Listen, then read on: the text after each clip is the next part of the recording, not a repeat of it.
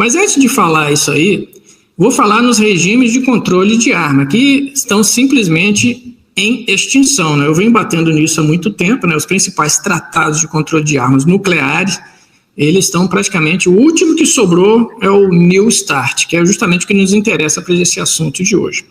Mas essa figurinha aí, ele mostra que ao longo do tempo, né, os diversos tratados que foram da época da Guerra Fria, que foram lá, lembra lá quando aconteceu aquele negócio da crise dos mísseis cubanos, né, e tal. Então começaram, a partir daquela época, os líderes começaram a se falar e foram, ao longo do tempo, foram dando origem a tratado de controle de armas nucleares para evitar a Terceira Guerra Mundial, para evitar uma hecatombe nuclear, para evitar aquela famosa destruição mútua assegurada, né?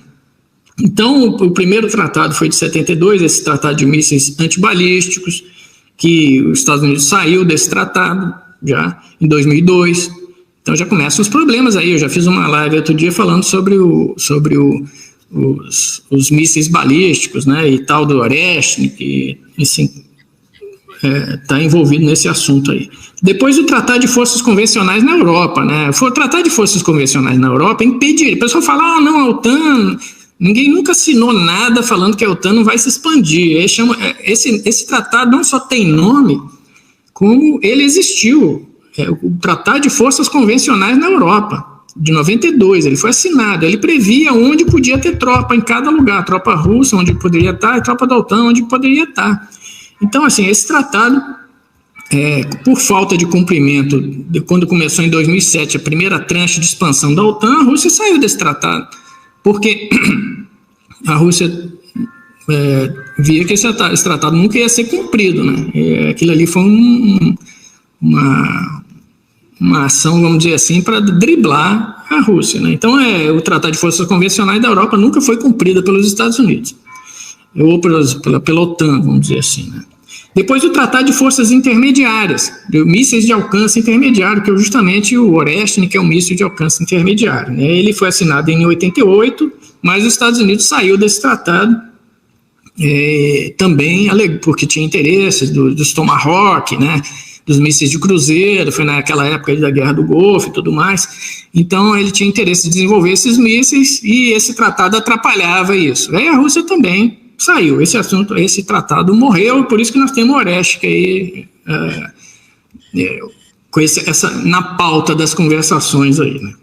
E depois tem o New START. O New START foi assinado em 2011, é o único, que está com essa bola amarela aí, é o único tratado que ainda está de pé, tá certo? Ele foi assinado em 2011 e agora em 2020 ele ia vencer, ele foi renovado até 2026, ou seja, ele está até fevereiro do ano que vem, esse tratado ainda está em vigor, está vigindo, tá? Mas, assim, já se comenta, né, desses motivos aí, uma das ligações do Putin com o Trump foi justamente falando sobre isso, a renovação desse tratado aí.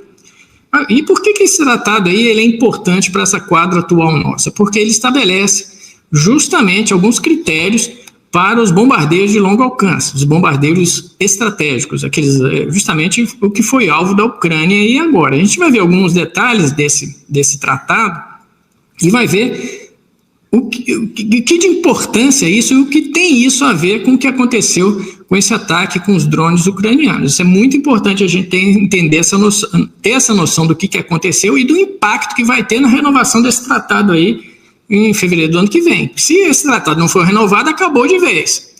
Aí salve-se quem puder, tá?